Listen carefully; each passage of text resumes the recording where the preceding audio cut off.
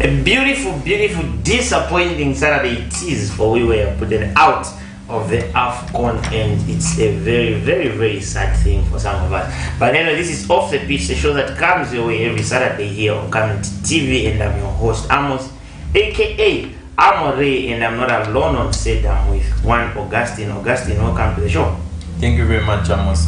It's always a pleasure to be here. We turn on the glory and honor to the Most High God, and good morning to the viewers out there for tuning in. It's been an eventful week in terms of Zambian football overall. I think the transfer market, I think it's heating up. We are getting closer to the deadline when it comes to January transfers. We've seen teams trying to strengthen. Alex Bazongonga moving from TP Mazembe to Lebanon. I think I haven't heard of football in Lebanon, but I think a big move for Bazo. I'm sure it will give him some cash when it comes to him moving to Lebanon. Then we've seen Zesco United. I think one of the most disappointing transfers I've seen.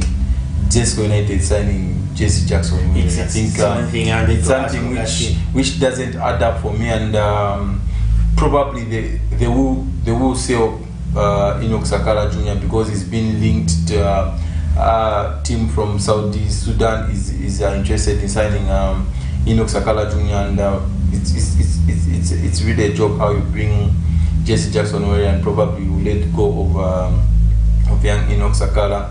And another transfer, Ghana hotly pursuing the services of Chitoshi Chinga, but Forest Rangers are holding out for 700,000 for Chitoshi Chinga. But the question is, how do Ghana pay 700,000 for Chitoshi Chinga when he has got 8 months remaining on his contract?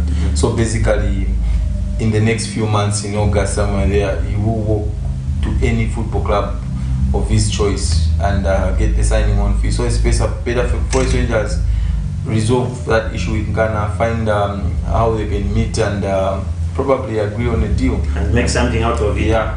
I think it's interesting. We'll see how the transfer unfolds.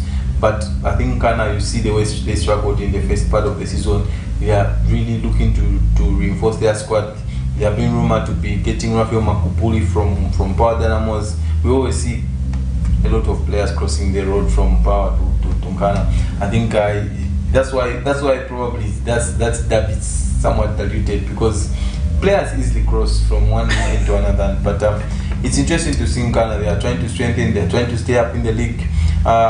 Some teams that I felt were going to be very serious in the transfer market, they've gone very silent. They are the ones that are losing players, but we will see how it works. We've also seen, Augustine, some rumors linking Zesco United wanting to sign Andrew Piri. Is FC Moza going to let go of their talisman? I think where FC Moza are right now, they are probably chasing for another top 6 finish this season. They are in the Absa Cup. Will they cash in on Andrew Piri at this stage? I think that remains to be seen. I think Keith Member with his team, I think they will try and keep Andrew probably until the rest of the season, and then cash him in when the season ends. But I think Zesco United, if they can manage to get Andrew Piri, they will get closer and closer to securing that league title, because you get someone who is a proven goal scorer. I think they do not have that a lot. Zesco United, they've lost Kelvin Kampamba Muwanga, who is moved to Libya. So I think in the sense that they need to try and get someone who will be getting them the goals, is going to be very crucial. And Friday Sam Jr. is back in the country. He was close to securing a move to the PSL, but things didn't work out but now he's back in the country. Probably will turn up for Green Buffaloes for the remainder of the season. Anyway, those are some of the transfers that are making headlines and some of the movements that the players are making. Hopefully before the close of the transfer we'll see more movements happening. But for now we'll just take a very short break as we get back and take a look at in depth of what happened and how we performed at the AFON. My name is Christopher Adom. Continue watching Off the Pitch on Camnet TV.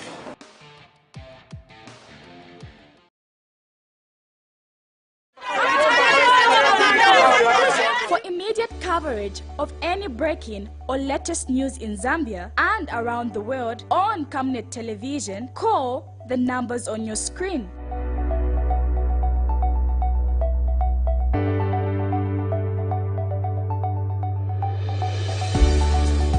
Camnet Television, bringing to your screens fair news, impartial news, credible and reliable news all the time. Get the whole truth on Camnet World News.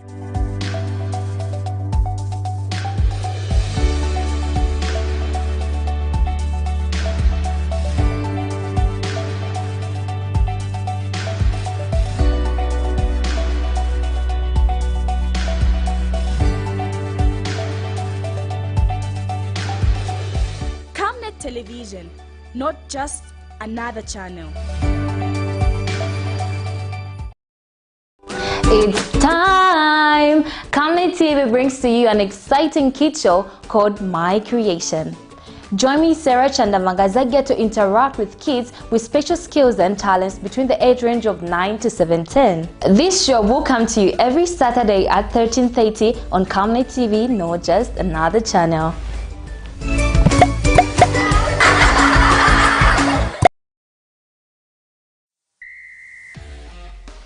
I'm Given Singuruma. Continue watching Off the Pitch on Camnet TV every Saturday.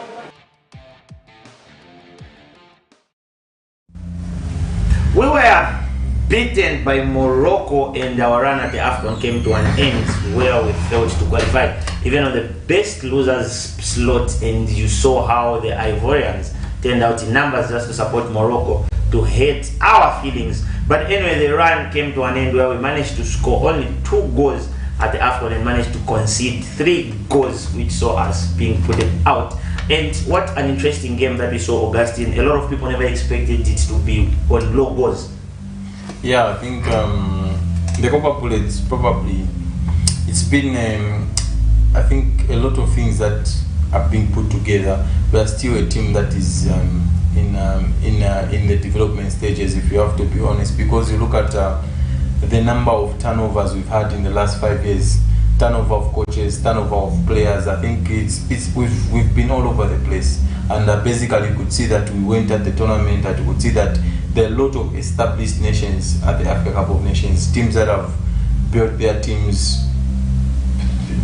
I think in the last 5-6 years they've been building their teams, they've been putting their structures right, and you could see big achievement was Mauritania. I think those are a very big And they've made it. Yeah, they are through to the round of 16, and you could see that even the FIFA president congratulated them because of what they've been doing behind the scenes. This is a team that has been building infrastructures. They've been working hard to try and get the best Mauritanians to come and represent the country, and just during a very short space they've been using that FIFA grant wisely, and it has taken them this far. I think big massive congratulations to them. The Copper Bullets, I think it was one of the most disappointing performances, but we have to try and look where we're coming from and where we're going. I think when you look at the fact that we failed to qualify at 3 AFCONs, probably it was one big factor going into this one, because we had a lot of players with inexperience. We went with the Z25-man squad. Only 3 had been at the Africa Cup of Nations, and that was Topera Sonzo, Luambo Msonda, and Rodrigo. The rest, it was their first time. So we had a group of new players going to play at this big stage. And what we shouldn't forget is that a number of our starting players, Cleans Kango, Fashion Sagala, Patson Diaka, Lamek Banda, Emmanuel Banda. These guys were part of that under-23 side that failed to qualify out of the group stage at the Africa Cup of Nations. Under-23 Africa Cup, they finished bottom in a group where we had South Africa, Nigeria. They finished bottom. So you could see that it just didn't happen at this Africa Cup of Nations. It's something that it has been happening, but we will probably overlook probably under the under-23 tournament, which proves to be very, very vital. I think when you look at the way we performed at the Africa Cup of Nations, only a few players, a handful of players will say they gave it everything, and they will leave the tournament being proud of what they gave. Probably Stopera Sonzo was one of them. Would you even say this was his last? No, I think we have got an Africa Cup of Nations next year. So next year, Stopera Sonzo is still very, very much active. He can play the next AFCON. And you could see that he was one of our solid players at the Africa Cup of Nations. I think I was also impressed with Frankie Msonda. Yeah. This guy, this is when he's just coming to start playing African football. He's very, very new to African football, but you could see the way he was very, very calm, cool, collected. The way he went and fought for the shirt. I think he was very, very impressive at the tournament. Lawrence Mulenga, the first game he was a bit shaky with his handling. He wasn't very, very good, but you could see that he grew with the tournament. He started becoming better. His distribution improved, and he's one of the players that would say he went there and he fought his own battle and fought for the country. Miguel Chaiwa, yes, he was impressive in that game. He came in against Tanzania. He had few good touches. His first touch was trying to release Kennedy Musonda, who didn't score in the game against Tanzania. Then against Morocco, it was a big ask for the young boy to come in a central midfield where there's Unahi, there's Sofiane Amrabat, but he went there and he fought. That's what he wanted to see. He wanted to see players fighting, and the boy went and fought against big players, and you could pick positives from these tournaments, and those are the few positives that we are going to pick, but the negatives are too many. We failed to click. Our forward players, I think they didn't put their hand up to be counted. They didn't show up at the tournament. We were one of the fewest. We had one of the fewest shots on target at this particular tournament. Not just on target, but even off target shots at goal. I think that speaks volumes in how we approached the tournament in the attacking sense. We were very, very poor, and you could see in the first game against Congo DR, so we had 0 corner. So that shows you that we were not very, very good. Lamek Banda had a very, very good fight against Hakimi, and he was because I think when you even look at the shots, Augustine, like you've said, maybe our up front wasn't doing okay. When you look at the DR Congo game, we only had 3 shots on target. We only had 3 shots in the game, 1 on target and then 1 off target. So this shows to say our striking force. And then when we look at the Tanzania game, Augustine, I think same implies we had 11 shots, 4 shots on target and then 5 shots off target, which shows to say. And then the last game that we played, that was against Morocco, Augustine, maybe the statistics, we had again 11 shots, just 2 on target, 7 off target. I think you have to gamble in a tournament. If you are not shooting at goal, how are we going to score? Because it's very, very difficult. I think it was our entire setup which caused us to try and struggle, especially in front of goal. And when you look at our team, the team that Avram Grant picked, that was probably the finest we could have gone with at the Africa Cup of Nations. If I would even challenge the viewers out there to give me one name that could have made a difference at the AFCON, who wasn't there. If you see, he picked the best players that we have currently in Zambian football. A lot of people that watch Zambian football would agree that that was probably the best we could have gone with. Yes, there are other players who probably people think they could have been part of the squad, but they could have only been squad players, not players that were going to start for Mother Zambia.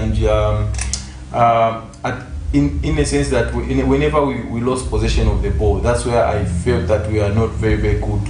We couldn't progress the ball We couldn't keep the ball for too long. Our average possession was about 36% in the entire tournament. So you could see that. I think that's very, very poor in terms of how we approach games, because Zambia hasn't been known to be a defensive side. We have been known to be an attacking side. That's why we play. Our biggest weakness is defense. So we have to try and play to our strength, and we didn't do that at this particular tournament. I think what we did is that a lot of teams realized that we love to be a team that's very quick in transition. We love to use the flanks. We are basically a counter-attacking team, and they nullified that threat by probably protecting their flanks very well and creating overloads so that we should fail to progress in there. And we always found difficult.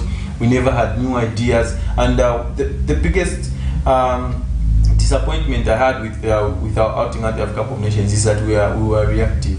We were just reacting to something that happens to us. In the first game against Congo, I think it was back against 4. We defended very deep, and we were lucky to get something out of that game, because if Congo were not as wasteful as they were, we could have been punished. Then you knew that in the game against Tanzania, I think when you go to a tournament, you have to try and you map your games. You say, this is where our targets from this game is this, and the game against Tanzania was the game that we could have targeted 3 points, regardless of how we played. Even if we played very, very poorly, but we needed to get all the 3 points. All the 3 points in that game, so that it would have put us in a driving seat, and it would have put us in a very, very good position to qualify as best losers. Because at the start of the tournament, you saw that every coach was targeting 4 points. It was the magic number to get you to the next round.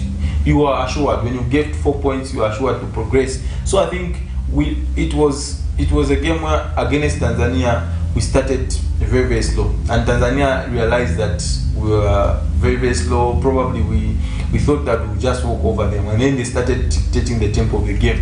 Then it caused panic in our own area. We started panicking. We started making schoolboy mistakes like Rodrigo. I think that was a very, very poor sending off by Rodrigo, a player of his experience.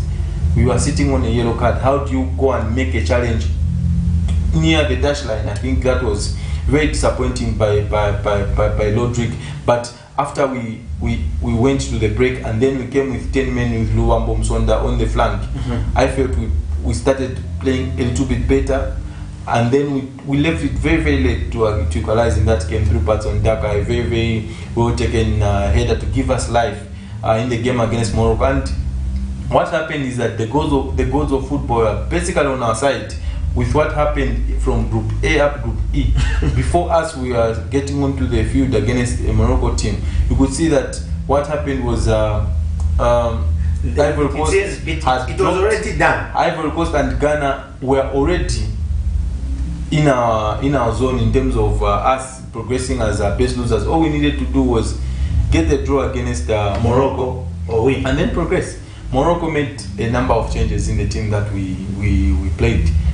Ruben Saiss was not even in the team, was the captain for Morocco. Ruben Saiss was not in the team. He was in the stands. You had El Naziri in there. He didn't even play. They started with Yusuf El Kabi up front. Al Ali in central midfield. He didn't even play. So you could see that they made changes to the team that was facing Zambia, because they knew that they had already qualified Morocco at that stage. So they needed to try and try a few players. You could see even Ziyech was taken off just early in the second half, and the fact that Morocco, the coach, the Grag, wasn't on the bench, could have taken advantage of that. Yeah, but we felt to take advantage over two teams that never had head coaches, Tanzania and Morocco. So you could see that even when the oppositions are in 6s and 7s, there's chaos, but we just failed to take advantage. But in the game against Morocco, I hear a lot of people that, we played better against Morocco. We didn't actually play better because we went into that game to play better. We only started playing football when we conceded. Yeah. Because in the first half, Morocco could have scored about 3 or 4, 5 goals in that encounter. I think you look at Sofiane Boufal, he had a number of chances he could have buried.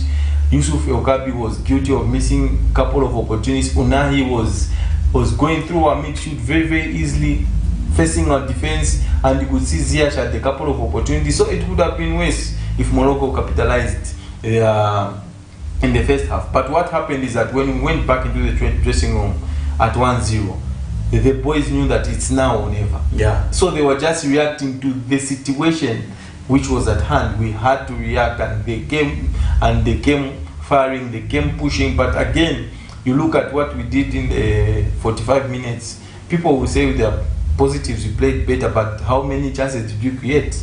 How many clear-cut chances did you create? I think we forced Yasin Bono into a save that was probably in the 86th minute when Emmanuel Banda had that long-range strike. So you could see that even when we say we played better in the second half against Morocco, but we didn't do enough. We didn't look like a team that was fighting for, really fighting for their lives. Let's look at the number of substitutes, Augustine, that we made. We made the first substitute that was in the 70th minute, and then we made the second one in the 71st. I think this is just one, and then we made the last one that was in the 83rd. Was this the right time to make substitutes? I think if you look at the way the game panned out, it was very difficult probably for Avram Grant to try, and it was a question: do we stick or twist? If we twist, probably it might go in a bad way, because you say that towards the very end, when we made those substitutions, our tempo started dropping a bit. Yeah. So I think it's always a 50-50 thing. But I felt if we wanted to go for broke, if we wanted to attack that game, Dante Mwape could have been probably replaced at halftime to try and have a fullback who will give us something going forward. Because all the time when Edward Chilufya had the ball, was in possession of the ball, he was always isolated. There was no support. Yes. But you could see on the other flank, Luwa Monsonda was giving support to Lamek Banda. So that's an area where we could have done better probably in terms of tactical changes. But again, you cannot put your tournament into the last 30 minutes of the game. The entire hopes of the tournament into the last 30 minutes of the game. And you expect substitutions to come and change that. I think it was very difficult. We put ourselves in a very difficult position. I think when you look back at this particular tournament, we realize that we were our own enemies in how we approached these games, in how we went at the tournament. But I think having said that, you wrealize that it's the first time for these boys. Probably they didn't imagine how big the Africa Cup of Nations is.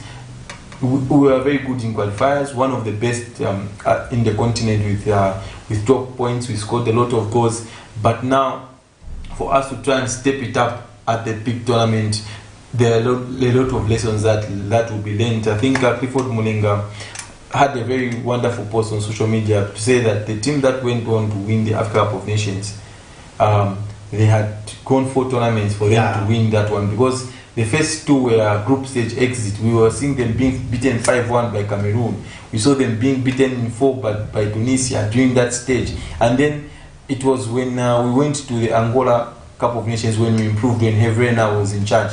We went to the quarterfinals and played Nigeria, where we lost on penalties. And 2012, eventually we went on and won the cup. So I think even this group of players and the coach, they have got lessons that they'll pick from this tournament. The Africa Cup of Nations is just around the corner. It's next year. So we have to go through the qualifiers and qualify for this edition next year. Then we'll have lessons to would have learned, and then we'll have no excuse going into this tournament. Look at the team that beat us, Morocco. The last time they won the Africa Cup of Nations was 1974. And now Morocco 1974. And then their previous good performance at the Africa Cup of Nations was 2004 when they reached the finals. Since then, they haven't done anything. So they have been progressing as a country. Quarterfinal exit a couple of years ago, then they get a little bit closer, then a World Cup semi-final, and now they look like they are one of the favorites to go all the way. Aliou Cisse, Senegal team. If Aliou Cisse wasn't winning that Africa Cup of Nations last edition in Cameroon, Aliou Cisse was going to be fired. His head was already on the chopping board, because the previous tournament there was a semi-final exit. He had lost in the final, and then there was that quarter-final when they lost on penalties against Cameroon, when Cameroon went all the way. So you could see that teams do not just wake up and become a firepower, a big team in African football. There have to be stages where you have to develop, you have to go through the disappointments at some point for you to reach that particular stage where you feel like now we are ready to take on Africa. Look at a good example is Nigeria. How many times have we seen Nigeria fail? They have got a lot of talent. They have got better players than we do, but they have been failing when it comes to reaching that big stage. So I think we shouldn't be very, very hard on the boys. There are a lot of areas where we need to improve. I think what we need to do is that people might be calling for the head of the coach. I think that's not the way forward. What we need to do is that we just need to put our house in order. We need to try and draw lessons from this particular tournament and put them into good use in the next one. Because you look at Avram Grant's in the short space that he's been here, I think a lot of people probably might forget. He came when we had played two AFCON qualifiers. The first one we lost in Ivory Coast by 3-1, and then let's just pick this call. Hello. Hello. Hello. Hello. Good morning, sir. Yes. Good morning. How are you, man? Fine. Good morning. We are good. How are you? We are very fine. How are you? Thank you. Yes. I'm Samuel Zambia'S, calling from Papa Bell Skidway. Oh, okay, Mr. Samuel. You can go ahead with your contribution, sir. Yes. I love the contribution you are giving to the nation concerning our love that follow the entire nation team. Yeah, what they did to the AFON, it was enough compared to the standards we had at that time. Yes.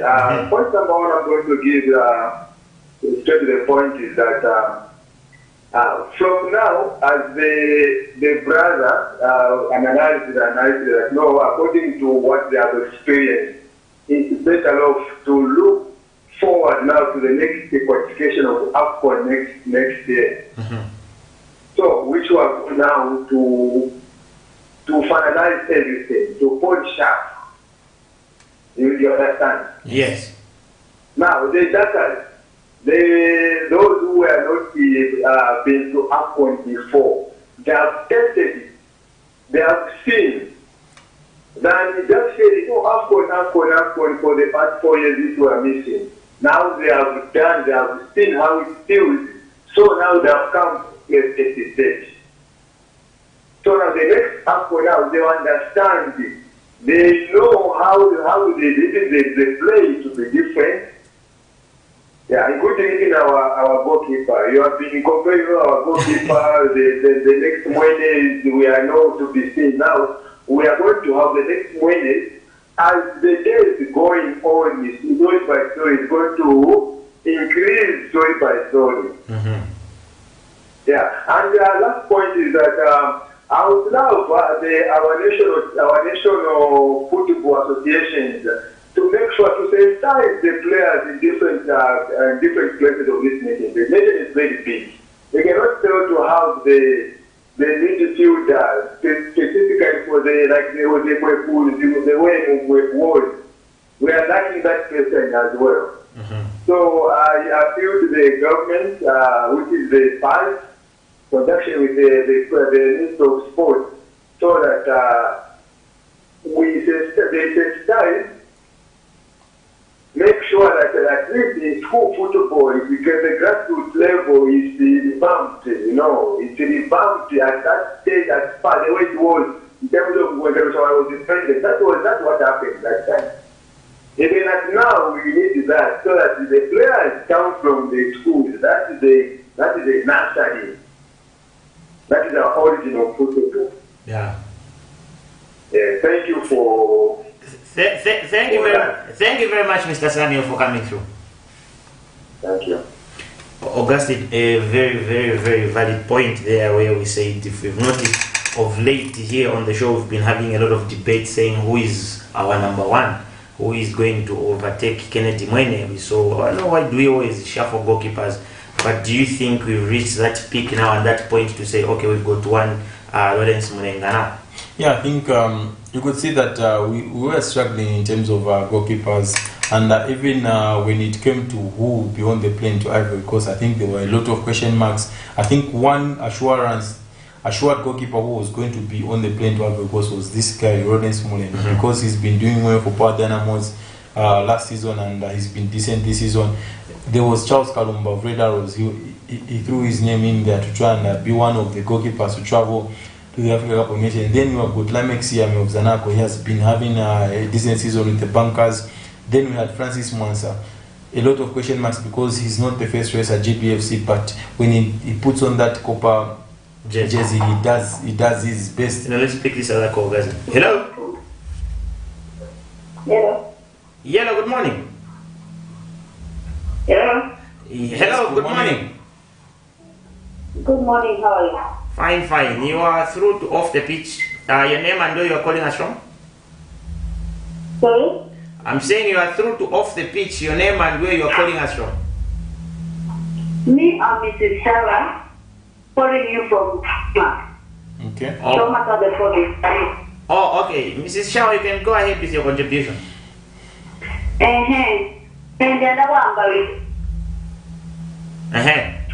Ningenda kwambalira wakondomanezi enjokakazwa limuloko ebotendaka mwakabotu kulima supporters kalokabona kwakavule the national team do very well. They do their best kulikulanga kwangu kambo on our history. From Zambia, Usha Congo DR, Mashoto Machantes. And then two, Kimaranga Mlik Gemia Tanzania, Torantes Machantes, and then Gemia Tanzania, 100% I blame the coach. Kuma players really neketa tota chama sabe dokumo banjira kuma 85 87 those are wasted chances because neketa tota chama is well known as an attacker, but how can he introduce the goal last minute from the gadi player be a most important to my dance. Minutes are then if I saw Sakala, Lamuni Muvene, who was the minutes more at home, carry a woman, you could be about the cafe. Purima prayer to get a good number, we are for Sakala, and Kennedy dedicated because they went to the last game. That was more of a category starting our body in that. Quando tu game Tanzania right now kuni rai ya Morocco tuko hapo jamaa na point. Yeah. Really two favoritism. Mutama players bomi hapo tricky. Ayo mtano mi bora amani, atu mi bora quality. Not to go much just to go so the person that it can't be best, no. Where necessary, it can be best. Yeah. And to put someone who can make us proud. Because they are playing as a team, but the names no. Yeah. Pona kamlanda bomba akashamjosha iwa game ya Tanzania baka movie kamu last minute if I'm not mistaken maybe it come in only 6 something minutes. But at least wakaboleza kwamba ukilifu and can do much better. And then we moved from Morocco, we started the game. The whole 90 minutes. I think Magaji Monaja Kachika. Umuntu wa 19 years old. Rambamba, he's a good player. So in not one show, maybe you're gonna, but he's already going to move the team. No matter what they are doing. Marco Toleranzia, my players, then my friends are my movie. I don't know my friends are Okay, thank you very much, Mrs. Shaw. Twalumba. Okay, thank you very much. No mubikiremano via, mubikiremano.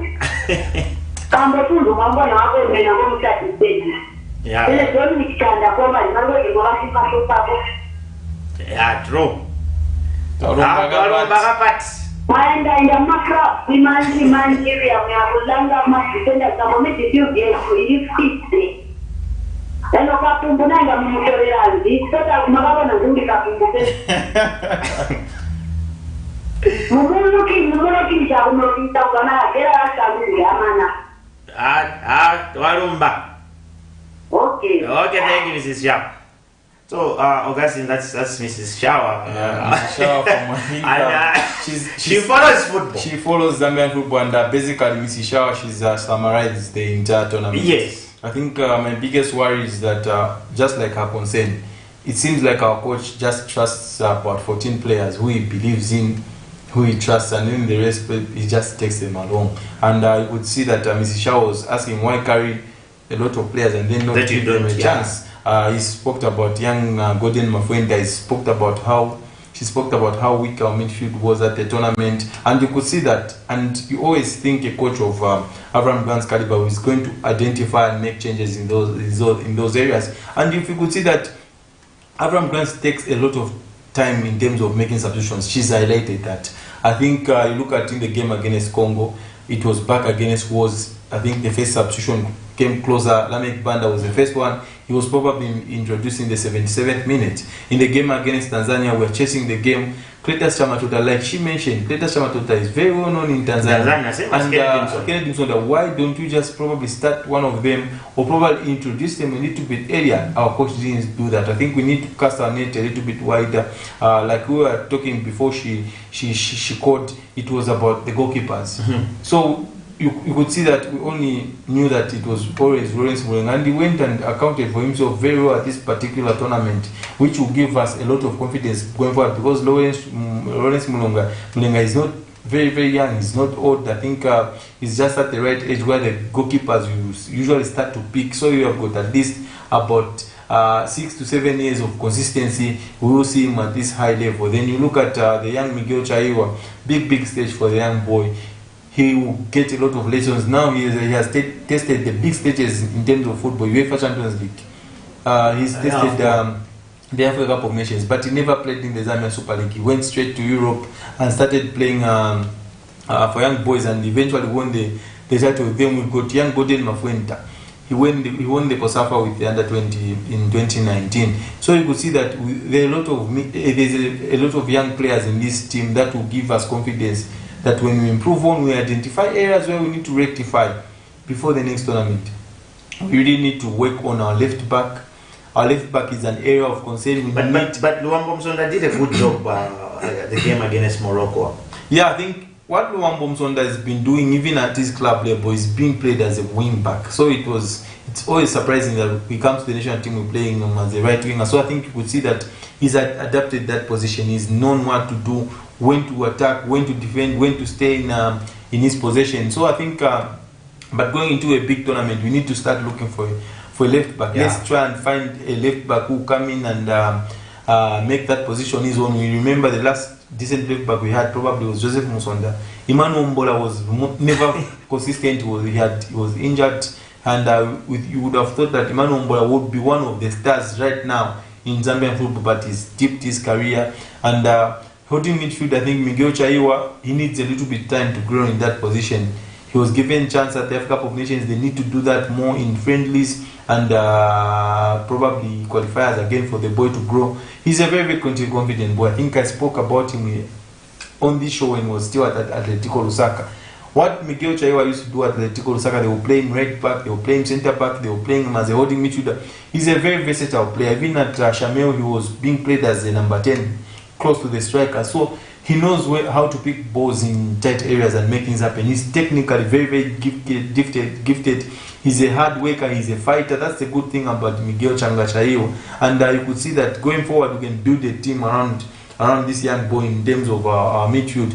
I think Clint Kangwa was poor at this particular tournament. Applies with he showed little flashes, but I think consistently he wasn't consistent in games. In between games, he wasn't consistent as well. So I think he can do better. He can grow. I think Clint Kangwa is a boy who has always grown into. He always learns. Even when he went to Arsenal Tula, he wasn't regular.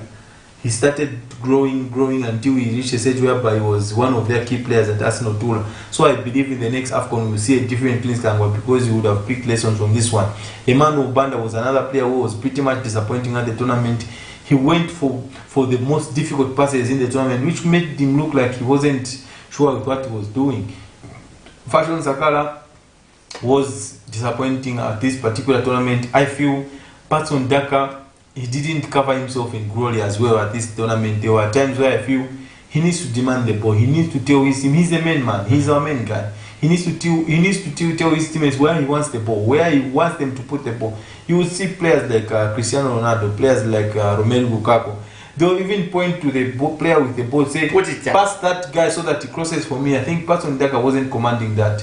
He's a very nice guy on the field of play. He needs to be a bit aggressive. He needs to be a bit selfish. And he's a main man. He's the one to get us the goals. But I believe he works very hard, and he worked very hard at this tournament. You will see him off the ball, and in the tournament you pick lessons and he will get better. So I think there are a lot of things that we will look back and then we'll see, yes, that could have done better, that probably we did better, then we'll progress from there. So those are some of the take-ins that we had to take from the AFCON outing that we had. And the round of 16 Augustine starts today, and we've got the first game that is being played at 19 hours. That's Angola against Namibia, and that's 22 hours, the bigger game for the day for me. That's Nigeria hosting Cameroon. These are two games that are being played today. So you're looking at at the first encounter, we've got Namibia versus Angola. That's a COSAFA derby. It's a Southern African's finest battling it out at this particular stage. And when I look at these two teams, their history going into this tournament, Angola had played 24 games in a row, and 24 games only won 4 and lost about 9 and drew 11 before they went to the tournament. So when they were going into this particular tournament, I think Pedro Goncalves was a coach under pressure. He had to go out there and produce results, and what he targeted was being one of probably the best losers, because he talked about the 4 points. So you could see that they've punched above their weight. They've gone into a group where they were expecting to be third favorite to qualify out of that group, because clear favorites were Algeria. That's why Belmadi has been sacked as an Algeria coach. But I think they went to the tournament pretty much disappointed, but the appointment finished with 2 points, better than what they did at the previous AFCON. Previous AFCON they finished with 1 point, so they're taking a step forward. They finished with 2 points. Then it's a plus. It's a plus. Then there was Burkina Faso. Burkina Faso constantly, I think they've been continuously making history. I think they've won probably 15 games at the Africa Cup of Nations. They've scored. It was the first time that they won their Open against Mauritania. They were struggling in their first games, but they've been unbeaten for long times. You could see Bertrand Traoré coming from the bench, picking them up and scoring those crucial penalties to see them qualify. So Angola were in a group where they were seen to be third favorites, but they went in the game against Algeria. They were very defensive in the first half. Then the coach realized that this is a tournament and we have to try and attack this game. He made changes. He brought in Mabulu in that encounter, and then took Zito Luvumbo in wide areas and Gelson Dala. Then they started to try and enjoy the game, and then they won that penalty through Mabulu, who he scored. And then it gave them confidence, realizing that the best team in the group, Algeria, they managed to get a point. Then they went and beat Mauritania by 3-2, and then eventually on the last game to finish top of the group, they beat Burkina Faso by 2-0. Namibia on the other side. Namibia only scored 1 goal at this particular tournament. They are the lowest scoring team the entire tournament. But they are through to the knockout phases. They knew that they need to try and keep their back door shut, because defensively that's where they have been found wanting in the previous AFCON tournaments.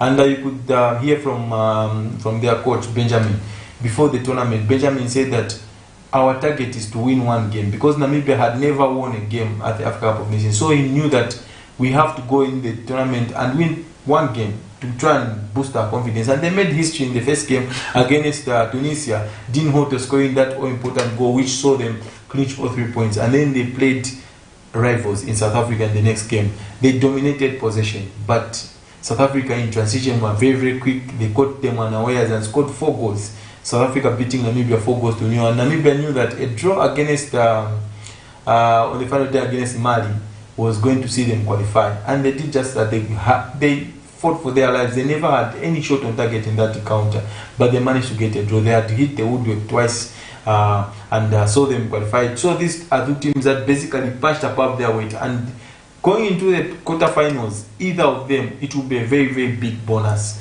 because their target probably was round of 16, but now they have been given that opportunity because they are playing each other who had less expectation, and the winner progresses to the quarterfinals. So we are going to see a game which will be free flowing, because they didn't expect to be here where they are, but they have managed to get the game of chances. Yeah. So I think, but I do feel Angola stand a better chance of qualifying to the next round. The Nigeria, Cameroon, Augustine. Nigeria, Cameroon. I think they had to fight for this qualification. I think you look at it, probably it's just one extra game for Cameroon at the Africa Cup of Tournament Nations, then they are out. But you never know with this Cameroon team, because they start with a little bit of chaos and then they grow into tournaments. Remember in the tournament where they went on in 2017, went on and won the Africa Cup of Nations, they looked like a team that will have problems, but they managed to try and keep growing in the tournament, and then they went all the way and won that particular tournament.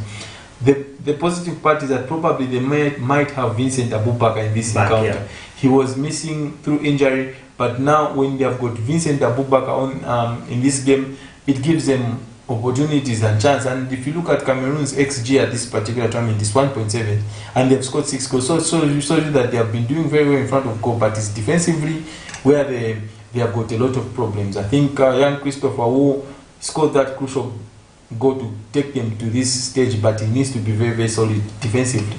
And Nigeria on the other side, another team that we expected a lot but haven't really performed to the levels that we expected. They've only scored 3 goals at the tournament. One was a header in the opener through Victor Osimhen, then a penalty against Ivory Coast, which was scored by Truce Ekong, and then the third goal was an own goal. So you could see that up front, I think, and they've got big guns up front. Yeah, up front they are really struggling to find goals. We've seen they've got Adimolo Lukman, they've got Kalechi Iheanacho, who hasn't kicked a ball, they've got Alex Iwobi, they've got a lot of attacking players, but they're just not getting it right because of probably how they are being set up.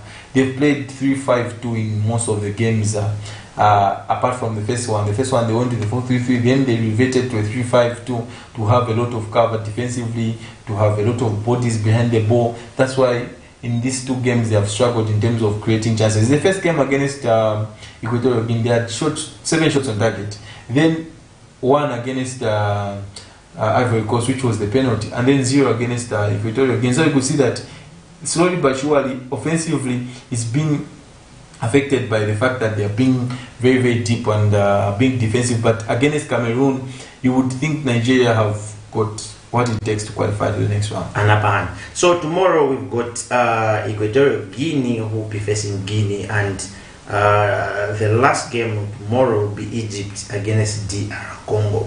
I think DR Congo might cause an upset. Equatorial Guinea against Guinea, interesting encounter because both teams have played very well at this tournament. You look at Guinea, they were missing 2 of their best players in the qualifier in the first two games of the group stage in Nabil Keita and Kurasi, but those are back. We saw them in the game against Senegal, and they will give them that much needed firepower. And they've got one of the most youthful team at this particular tournament. You've got Moribe, who was once at Barcelona. They've got Siri, who is playing left back. He's a boy who has been playing in third tier of Netherlands, but he's been one of the best players at this particular tournament. They're capping up against an Equatorial Guinea, which has always been improving since the last time they co-hosted with Gabon in 2012. They've always been a progressive nation. So you could see that they are playing Emiliano Insue, 4 goals already at this particular tournament, 34 years of age, the oldest player to score a hat-trick at the Africa Cup of Nations. And the fact is that this guy, Emiliano Insue, he plays for a 3rd tier team in Spanish La Liga, 3rd division in Spain, and he plays as a right back. So you can see that he plays as a right back in Spain, and then he's a striker for Equatorial Guinea, and he's the leading scorer at AFON. AFON will always produce shocks, and I think Equatorial Guinea probably might be the team that qualified to the round of 8. Egypt, DR Congo, Augustine. I think unless there's a miracle, but I see Congo qualifying because Egypt, I think a lot of problems surrounding the Egyptian team. They've lost their talisman in Mo Salah,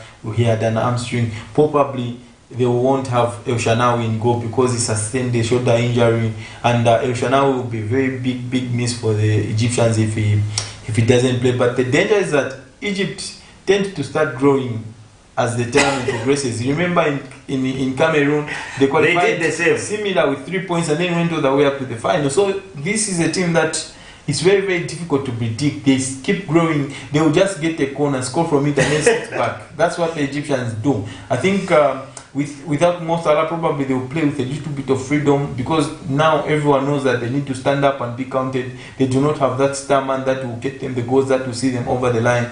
But I think Congo will win this one because they've got Johan Guissa, they've got Gael Kakuta, they've got Cedric Bakambu. They've caused a lot of problems for Egyptians. On the 29th of Augustine, we've got Cape Verde, who will be playing against Mauritania, and we'll have Senegal hosting, who will be playing Cote d'Ivoire.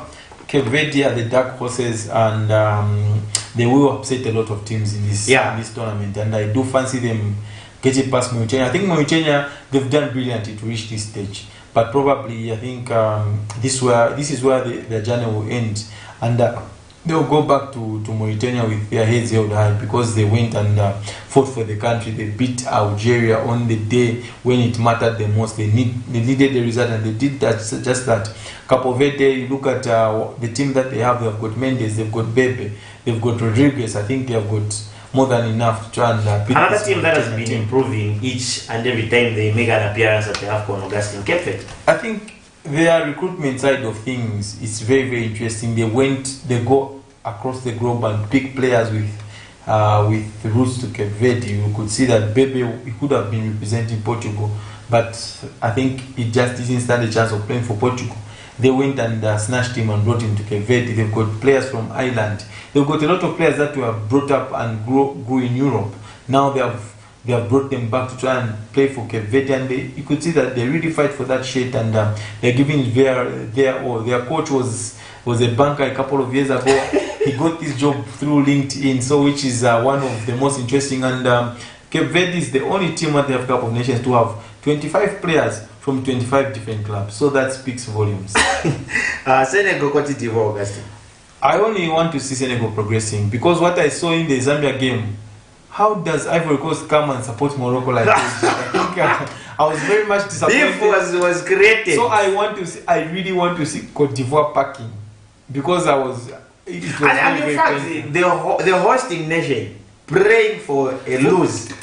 Playing to qualify as the best lose. I think that was very disappointing. I think DJ Drogba, he was one of the people who said that go to the Morocco game and fill up the stadium and support Morocco, and it worked for them because the atmosphere, I think that was the best atmosphere I saw at the AFON. It was very much electric, and probably got our players shaken, and credit to Morocco for beating us and allowing them to go to progress. And I think what we've seen in tournament football with a lot of surprises, you could see a situation whereby Ivory Coast goes and win the African Cup of Nations. But I think looking at the Ivorians and how they've been playing, they lack character, they lack heart, they lack desire. Probably the only player who I've seen at the tournament that is trying to win for Ivory Coast, and it's only Seko Fofana. He's really trying, he's working very hard, he's working his socks off in central midfield. And now you're coming up against a Senegal team which has got youth, has got maturity, and has got experience. They've blended it very well. And you look at central midfielders like Lamine Camara. Lamine Camara came to Southern Africa to play that COSAFA. We beat them, is it 4-2 in South Africa. And Lamine Camara has now progressed and is a top player now playing in that Senegal team.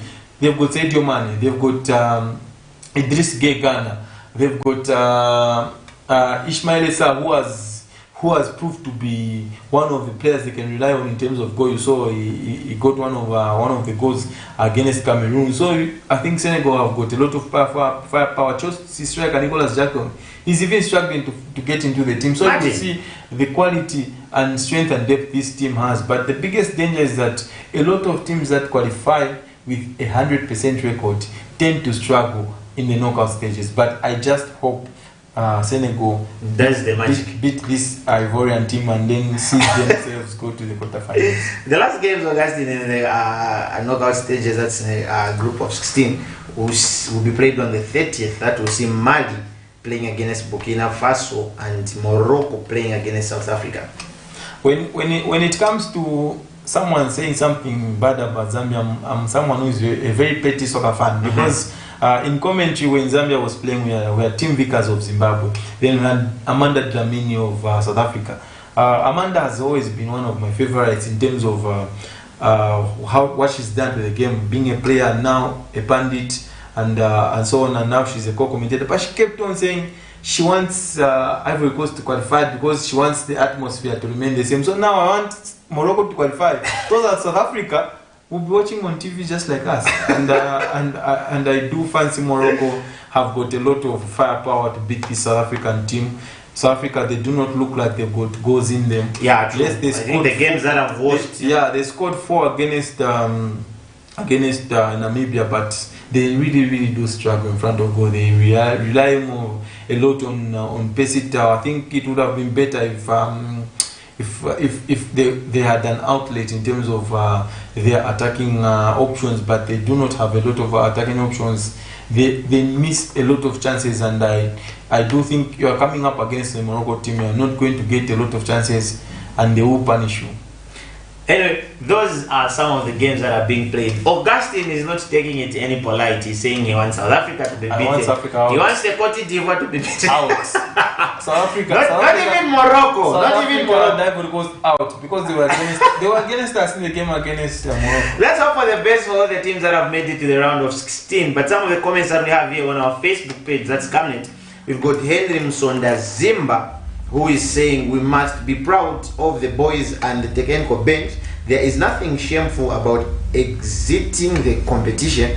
We have a team now, and all we need is just to prepare for qualification to the next edition.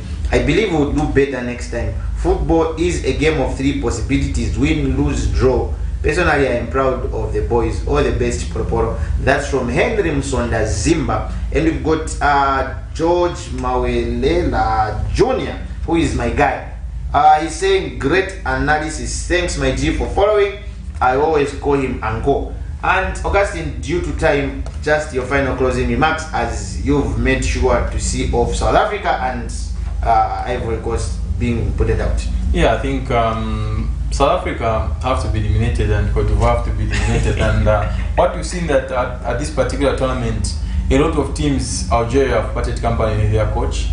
Tunisia likewise. Even the Ivory Coast, the team which has progressed to the round of 16, do not have a head coach. I think a lot of coaches have stepped down, but with Mother Zambia, I just do hope we continue with Avram Grant, we continue with this project. We need to try and have a little bit of consistency in player selection. We need to have consistency with the technical bench. We cannot keep chopping and changing everywhere. We just need to be very consistent. And a big thanks to the entire production team for making this possible. A big thanks to all our viewers out there for tuning in. We always appreciate your efforts and your support and contribution to this program. And big thanks to the people that reached to us via Facebook. I think one of them was George Maurela. He's one of my workmates. A big thanks to Braji, and we'll see you same time next week. Bye bye for now. It has been a good day and a good Saturday so far, and hopefully we'll be able to watch this round of 16 regardless of the putting out that we got. But congratulations to the boys for trying their level best. Like we had, only 3 players have been at the AFON, the rest were debutants. This has been Off the Pitch, and I've been your host, Amos, aka Amore, and don't forget to catch us live next week, same time, same place. For now, it's bye bye, see you next week.